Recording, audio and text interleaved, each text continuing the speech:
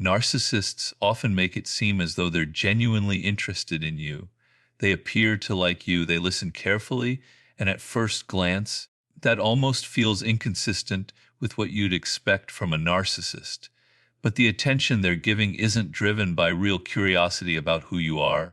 It's motivated by something else. They're looking for something they can gain from you. What they're really trying to accomplish is getting you to like them so they can eventually use you for their own benefit. One thing I've noticed is a certain emptiness in their eyes.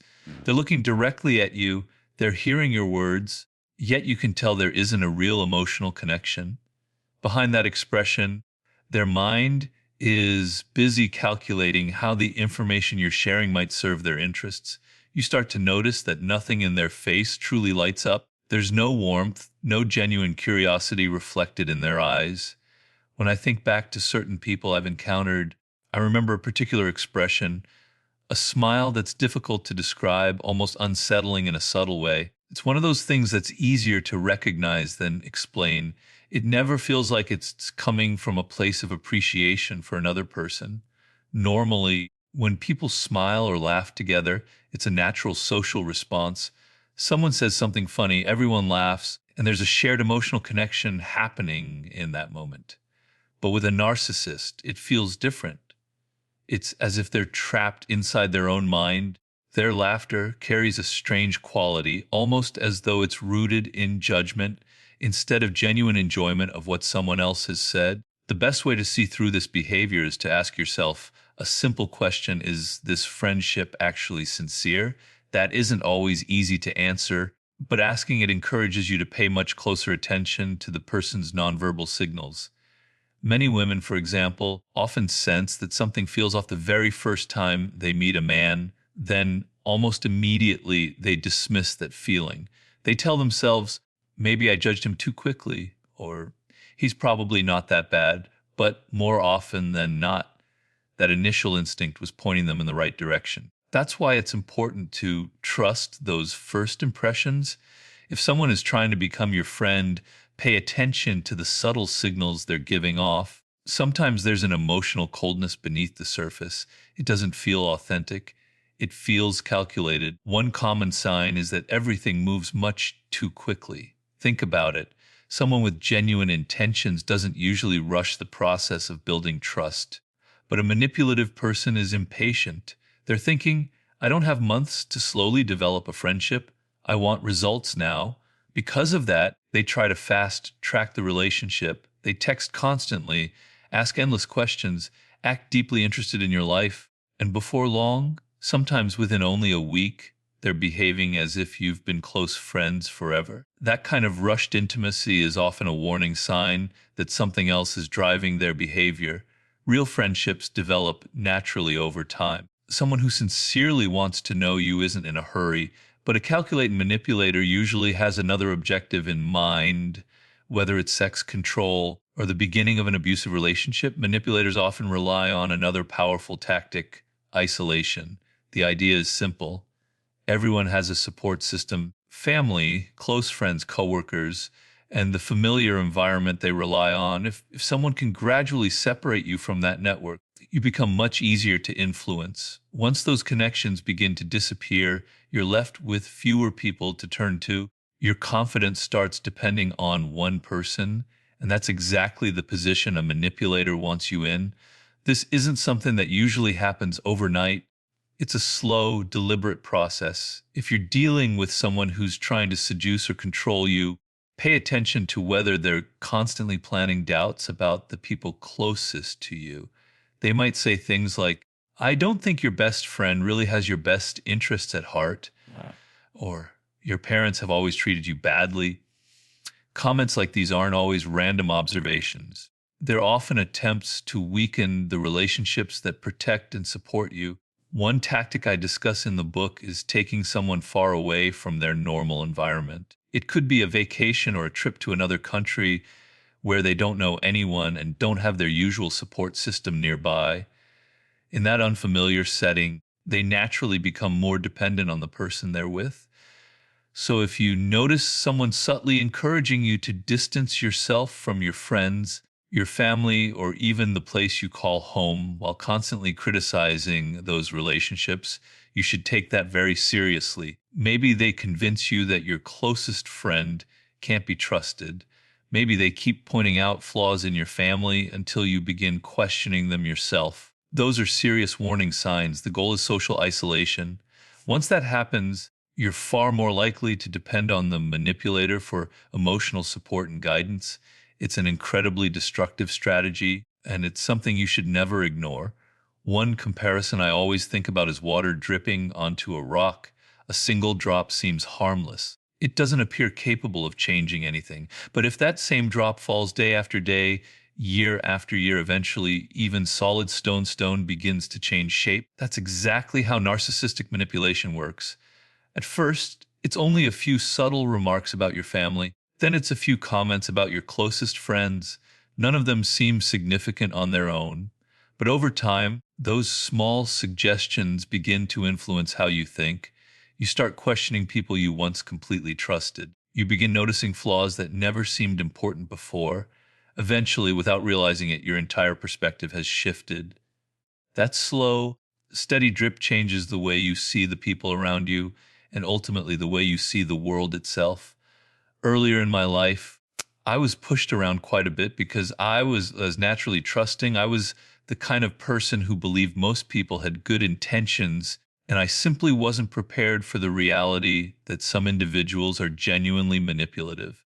One of the biggest lessons I've learned is that there truly are destructive personalities in the world: narcissists, highly aggressive people, passive aggressive individuals, people driven by envy. These personalities exist, and pretending they don't only leaves you vulnerable. Learning to recognize them and having the confidence to deal with them is one of the most valuable skills you can develop, because sometimes it only takes one toxic relationship or one manipulative person to completely derail your life. You absorb their negativity, and the emotional damage can stay with you for years. That's why standing up for yourself matters so much. You have to accept that not everyone approaches life with good intentions. Instead of automatically trusting everyone, learn to observe people more carefully and think more strategically. That realization became one of the greatest sources of wisdom in my own life. And it's a theme that runs through every one of my books. There's something unique about meeting someone for the very first time. That first interaction carries an energy you'll never experience again. The second or third meeting is different because by then you've already formed an opinion about who they are. But during that very first encounter, they're still a complete stranger. There's curiosity, uncertainty, and a heightened awareness that makes you far more sensitive to subtle cues. Your instincts are strongest in those first moments. You notice tiny expressions, unusual eye contact, or a feeling that something isn't quite right, even if you can't explain why. After you've seen that person several more times, those signals become much easier to ignore. Your brain assumes it already understands them, so it stops paying close attention. That's why so many people later find themselves involved with someone who has harmful intentions. The warning signs were there from the beginning. They simply weren't trusted when they mattered most. Now imagine growing up with a mother who was deeply narcissistic. Instead of receiving the warmth, empathy, and emotional support a child naturally needs, the relationship revolved around her. Her needs came first, and your attention was constantly directed toward meeting them. As a child, all you wanted was her love and approval. You kept searching for ways to earn it, hoping that somehow you could finally receive the affection you were missing. That emotional longing becomes deeply rooted, and over time it creates a powerful psychological pattern. Because of that early experience, you may find yourself repeatedly attracted to narcissistic partners later in life. That unresolved wound becomes your greatest vulnerability. Deep down, you're trying to rewrite the past. You unconsciously believe that if you can win the love of someone similar to the parent who hurt you, you'll finally heal what was missing all those years ago. This pattern is incredibly common, yet most people don't even realize they're living it. From a man's perspective, for example, he may meet a woman who is genuinely caring, emotionally healthy, and deeply compassionate. On paper, she's exactly the kind of partner he needs. He may even build a relationship with her. But despite all of that, the emotional intensity simply isn't the same. The excitement, the obsession, and that overwhelming emotional charge often feel much stronger with the narcissistic partner because that relationship activates old childhood wounds. As a result, people often repeat the same unhealthy relationship over and over again. Breaking that cycle isn't easy. It requires looking honestly at your early childhood, facing those painful experiences instead of avoiding them, and understanding how those old emotional injuries continue influencing your choices today. Until you confront those wounds directly, they continue shaping your relationships without you even realizing it. Some people are simply toxic personalities. I spend a great deal of time discussing toxic character types because many of them rarely change. Their behavior has become so deeply ingrained that lasting transformation is extremely uncommon. We've all encountered individuals like this. We've all dealt with someone so completely consumed by themselves that it seems almost impossible for them to genuinely consider anyone else's needs. Of course, there are rare exceptions. Sometimes a life-changing event, a serious illness, a near-death experience, or a major personal crisis can completely transform someone. Those moments do happen. But it's important not to build your life around hoping someone will eventually change. You have to accept that truly dangerous and toxic people exist. Ignoring that reality out of optimism or naivety can have devastating consequences. I've worked with countless people throughout my consulting career who trusted the wrong business partner. Everything looked promising at first, only for that person to eventually take control of the company or betray them completely. Situations like that happen far more often than most people realize. That's why recognizing toxic personalities early is so important. In many cases, the smartest decision isn't trying to fix them at all. The moment you make changing them your mission, you become trapped inside their emotional chaos. Years can disappear while you pour your time and energy into someone who has no real desire to change. Real change has to come from within. One of the clearest signs of strong character is the ability to accept criticism. Someone with strength doesn't become defensive every time they're challenged. They can work well with others, stay calm under pressure, carry responsibility, and admit when they've made a mistake instead of immediately blaming everyone else. Those are the people you can truly depend on when life becomes difficult. They're steady. They provide support because there's genuine strength beneath the surface. Weak character looks very different. Perhaps the biggest warning sign is someone who simply cannot accept criticism. To me, that's one of the strongest indicators of an unhealthy personality. The moment you question them or offer constructive feedback, they become defensive. They refuse to examine themselves, and instead they build emotional walls around their behavior. When someone refuses all criticism, they give themselves permission to justify almost anything they do, whether it's in a relationship or the workplace. The ability to receive honest feedback and use it for growth is one of the clearest signs of emotional maturity and genuine strength. Another powerful way to judge character is by observing how someone handles pressure.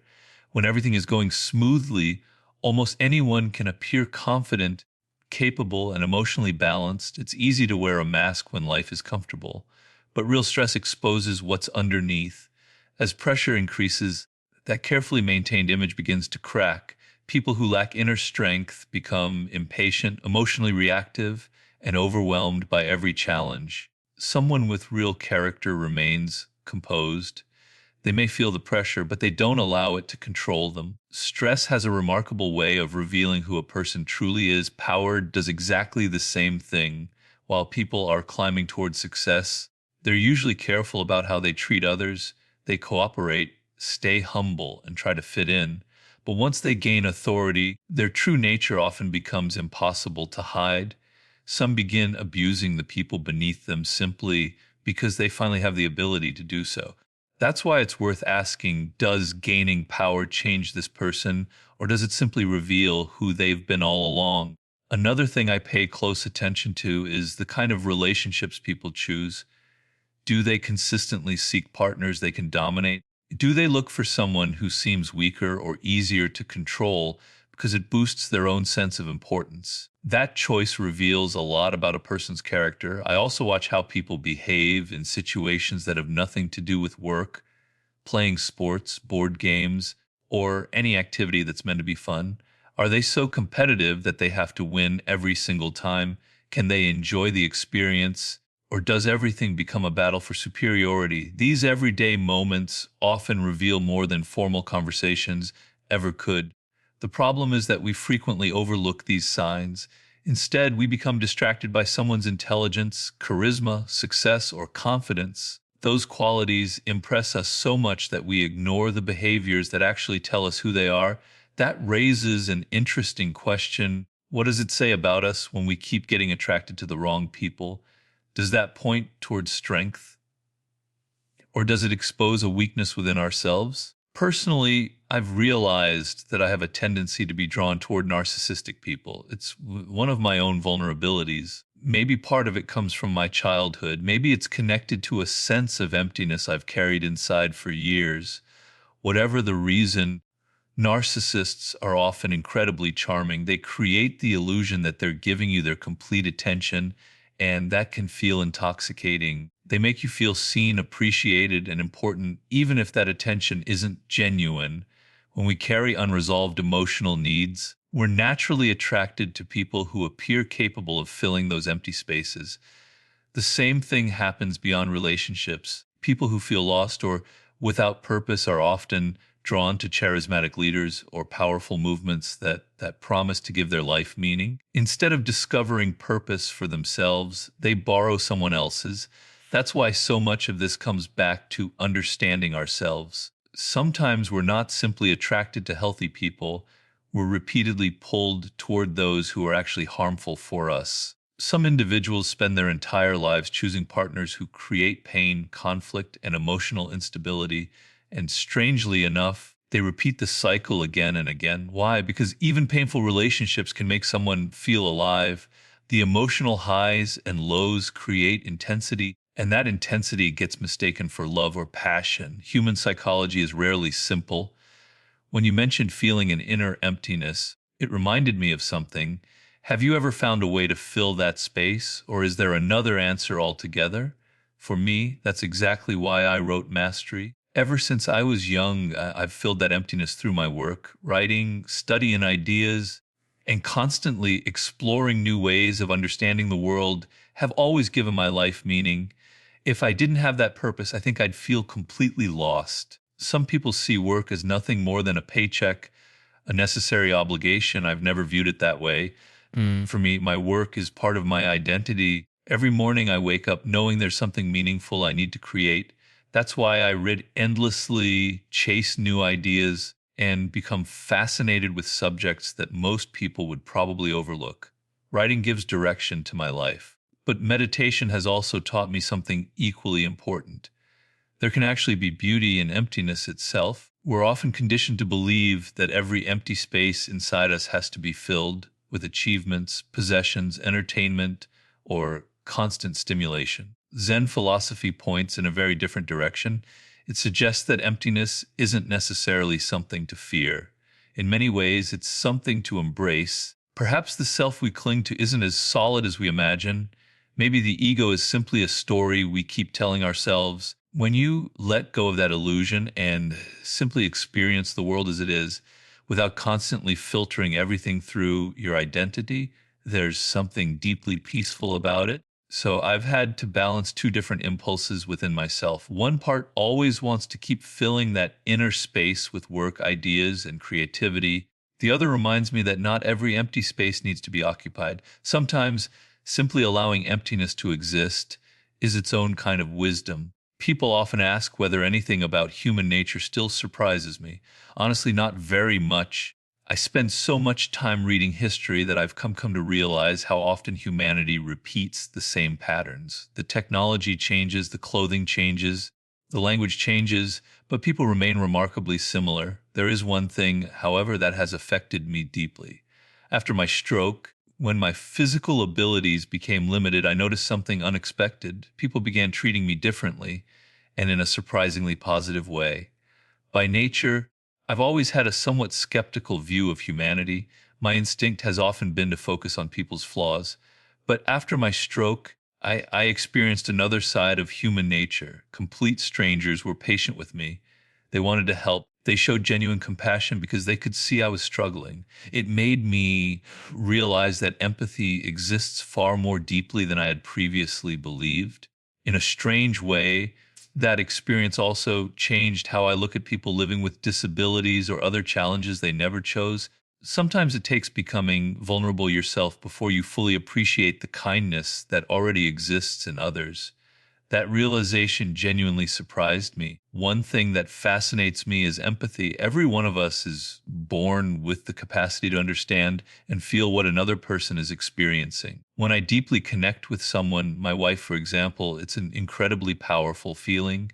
For a moment, I stop seeing everything through my own perspective and begin experiencing the world through hers. That ability to step outside yourself is one of the most meaningful emotions we can experience. The same thing happens when you're completely absorbed in a great movie or a novel. You find yourself identifying with the characters, feeling their struggles and emotions as though they were your own. That capacity for empathy exists in all of us. The problem is that modern life constantly works against it. Our culture places enormous emphasis on the individual. Our success, our image, our ambitions, our desires, we're encouraged to focus almost entirely on ourselves, and over time that weakens our natural ability to genuinely connect with other people. What's interesting is that our own inner world isn't nearly as exciting as we imagine. Most of us recycle the same thoughts every single day, the same worries, the same anxieties, the same emotional patterns play over and over again. Other people, on the other hand, are entirely different worlds waiting to be explored. Every individual carries unique experiences, beliefs, memories, and perspectives. Getting to know another person is almost like traveling to a country you've never visited before. In many ways, we should be naturally curious about other people's lives because that curiosity pulls us outside the prison of our own repetitive thinking. It's almost therapeutic.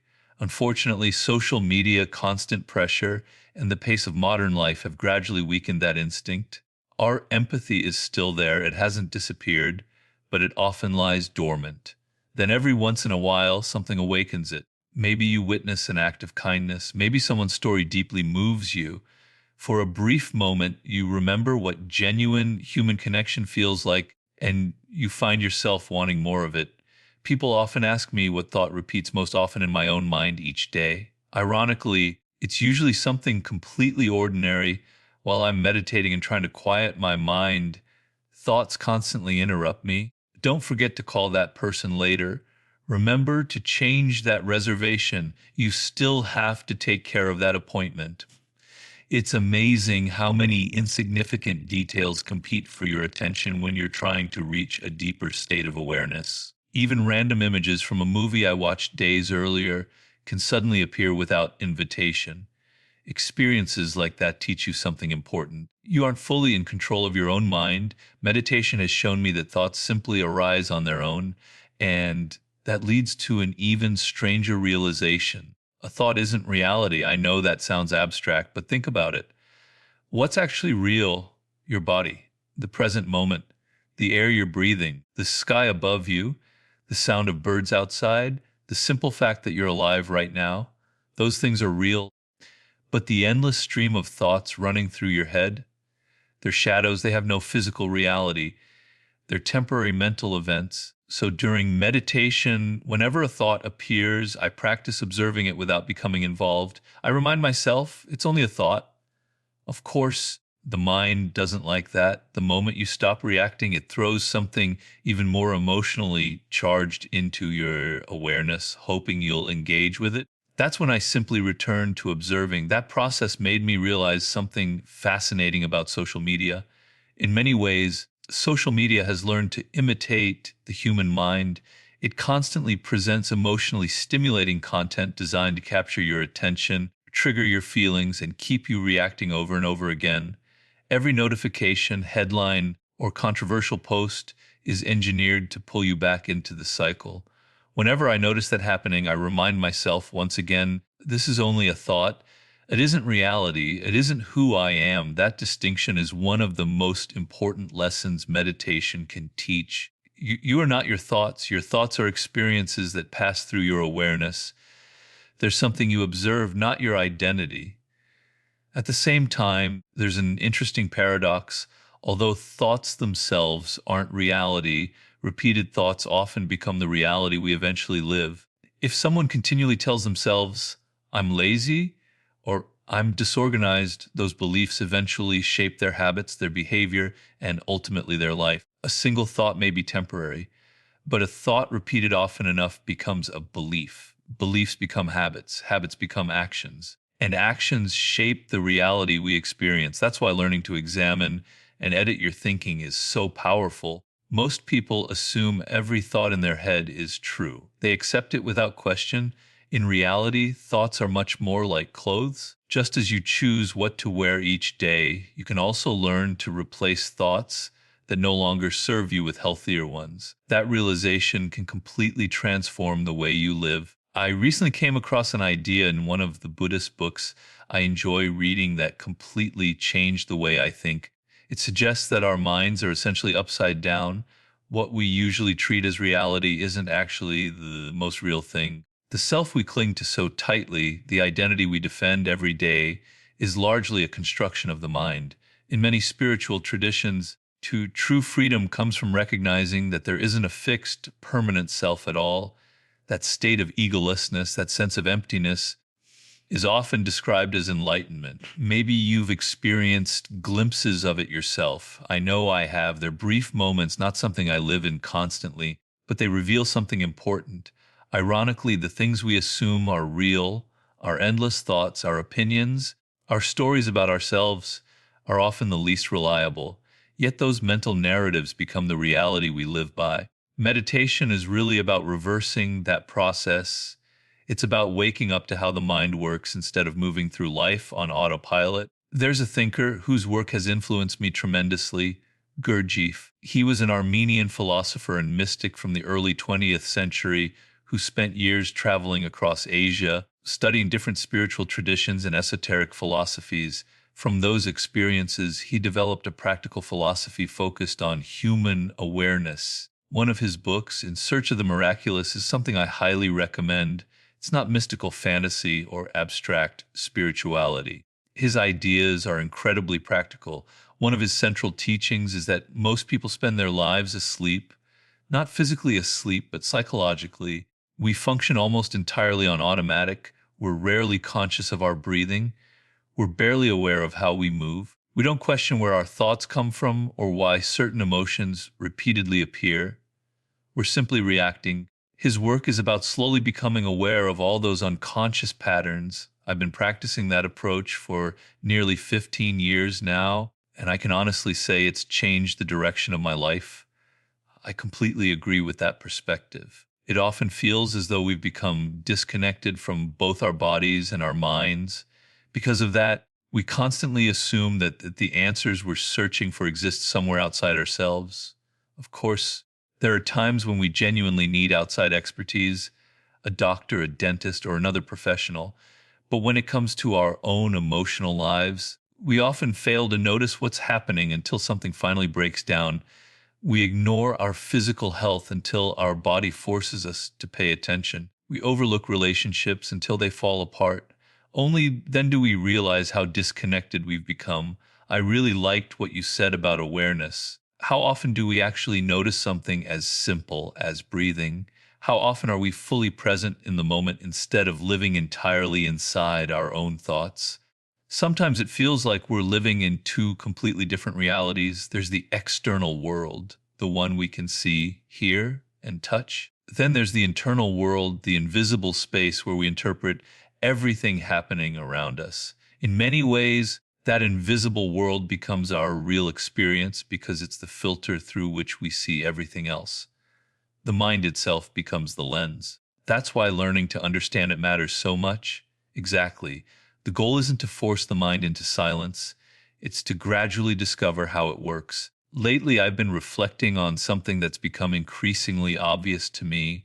Most of what shapes our lives actually exists in the invisible world. Externally, reality simply unfolds, but the meaning we assign to those events, the stories we create, the interpretations we make, that all happens internally, and those interpretations become the reality we experience. Think about something as ordinary as checking social media first thing in the morning. I've noticed that whenever I start my day scrolling through my phone, my mind immediately speeds up. My thoughts become louder. Everything feels more restless. But if I avoid my phone and simply brush my teeth or take a shower in silence, the entire experience feels calmer. Nothing about the outside world changed. The difference happened internally. That decision, the choice of where to place my attention, occurred in the invisible world. The visible world simply provided something for my mind to interact with. Most of our lives unfold exactly like that. We spend our days surrounded by invisible things. Language itself is invisible.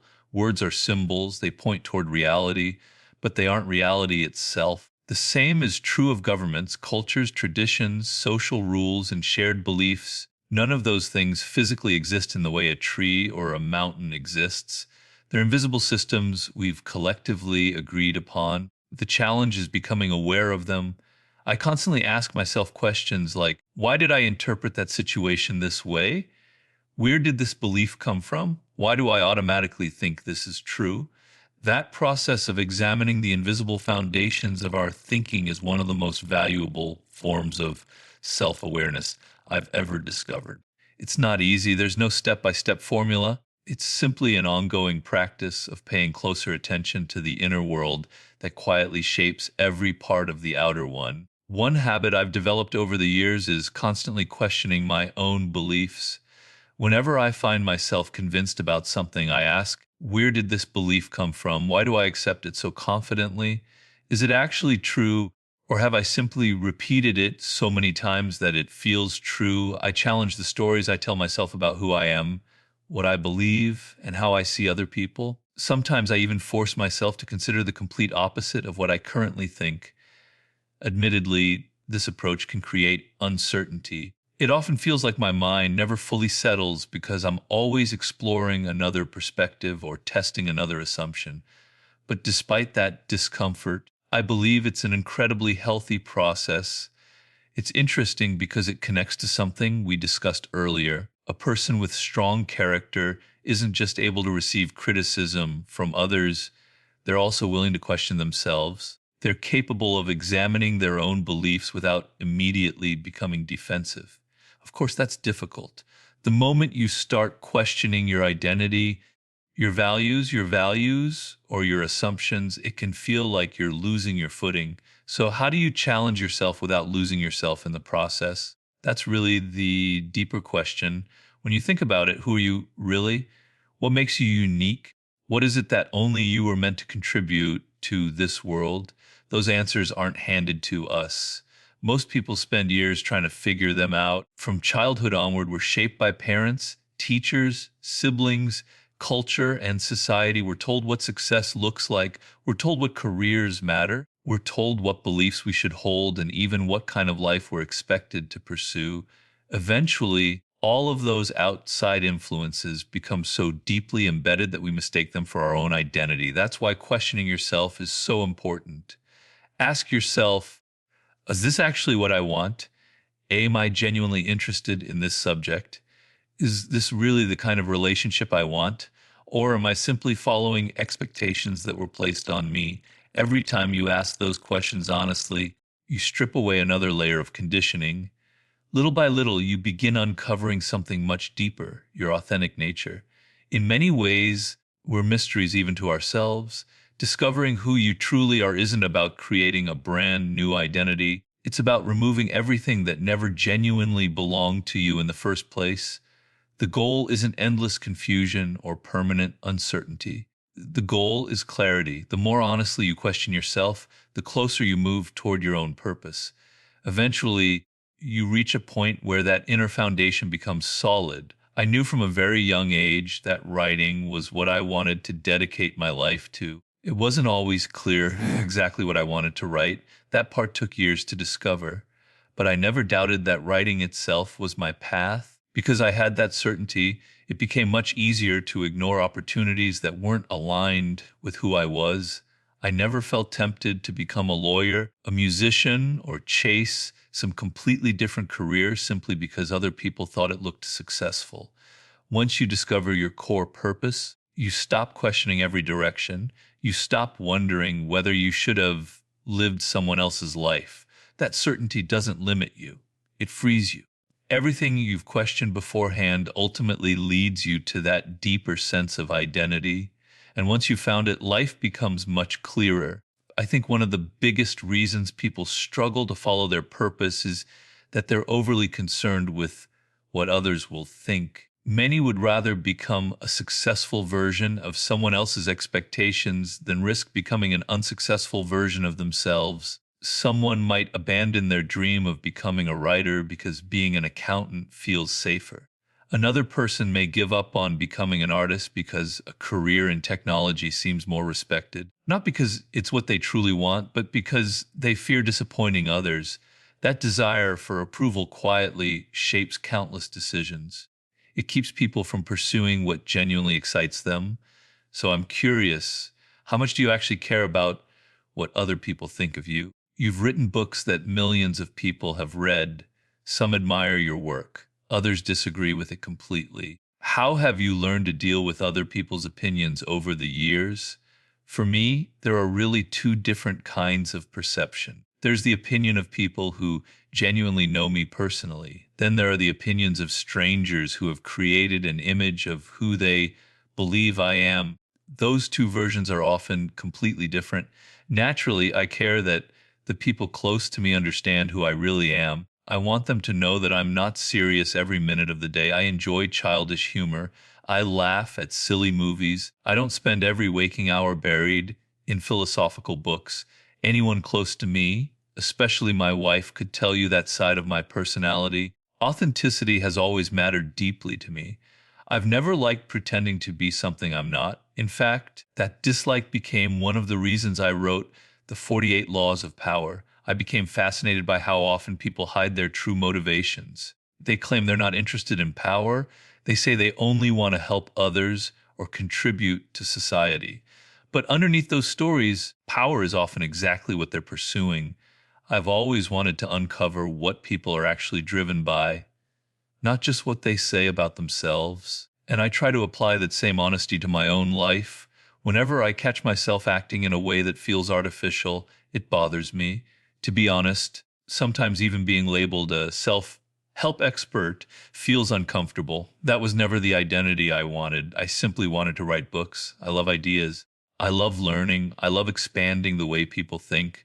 That's always been my passion. So when people project an image onto me that doesn't feel authentic, it creates an uncomfortable disconnect. It feels as though they're responding to someone I don't completely recognize. One of the things that has always made me uncomfortable is being placed into a fixed category. People often want simple labels because they're easy to understand. He's this kind of person. She's that kind of person. But human beings are far more complicated than that. I've never wanted to become trapped inside a single identity. The moment you start believing your own label, you stop growing. You stop exploring new ideas because you're too busy protecting an image you've created for yourself. That's a dangerous place to be. I've always preferred remaining curious. I'd rather continue learning than pretend I've already figured everything out. Curiosity keeps you flexible. It keeps your mind alive. The moment you think you've reached the final answer, you stop asking meaningful questions. And that's usually when growth comes to an end. Looking back over my career, every book I've written came from curiosity. I didn't begin with certainty. I started with questions. I became fascinated by power. Then I became fascinated by seduction. Later, I became interested in war mastery and eventually human nature itself. Each project grew naturally from the previous one because my curiosity kept expanding into new directions. That's really how I've approached life. I don't force ideas. I follow the subjects that genuinely pull me in. When something captures my attention, I read everything I can find about it. I become almost obsessed with understanding it. Only after years of studying does a book begin to take shape. That process has always felt completely natural to me. People sometimes ask whether I ever worry about running out of ideas. Honestly, I don't. The world is simply too interesting. History alone offers an endless supply of stories, personalities, conflicts, and lessons. The more I learn, the more I realize how much remains unexplored. That realization keeps my curiosity alive. If anything, there are far more books I'd like to write than I'll ever have time to finish. Life simply isn't long enough. As I've grown older, I've become increasingly aware of time. When you're young, it feels as though you have forever. You assume there's always another opportunity waiting. Then one day you realize your time is limited. That awareness changes everything. It makes you much more selective. You stop wasting energy on things that don't truly matter. You become careful about who you spend time with. You become careful about the work you choose. Every decision begins to carry more weight because you understand that every yes is also a no to something else. In many ways, getting older has made my life simpler. I've learned to eliminate distractions. I've learned that trying to please everyone is impossible. I've learned that not every opportunity deserves your attention. That clarity is one of the greatest gifts that comes with age. People often fear getting older. I understand why. There are obvious physical limitations that come with it. But psychologically, I've actually found many parts of aging incredibly rewarding. You begin seeing patterns that were invisible when you were younger. Hmm. You become less reactive, less concerned with proving yourself, less interested in winning every argument. Instead, you become more interested in understanding, more interested in peace, more interested in what genuinely lasts. If I could give one piece of advice to my younger self, it would probably be this: stop rushing. You don't have to accomplish everything immediately. Some lessons can only be learned through experience. Some forms of wisdom simply require time. You can't force them. In many ways, life unfolds at its own pace. The more you try to control every outcome, the more frustrated you become. Sometimes the smartest thing you can do is continue doing meaningful work. Remain patient and allow the results to arrive naturally. That doesn't mean becoming passive. It means trusting the process instead of constantly chasing immediate rewards. When I look back now, many of the opportunities that shaped my life appeared completely unexpectedly. I couldn't have planned them. I simply kept working. I kept learning. I kept following my curiosity. Eventually, those efforts connected in ways I never could have predicted. That's one of the biggest lessons life has taught me. Focus on the work, keep learning, stay curious. The rest often unfolds in ways you could never have imagined.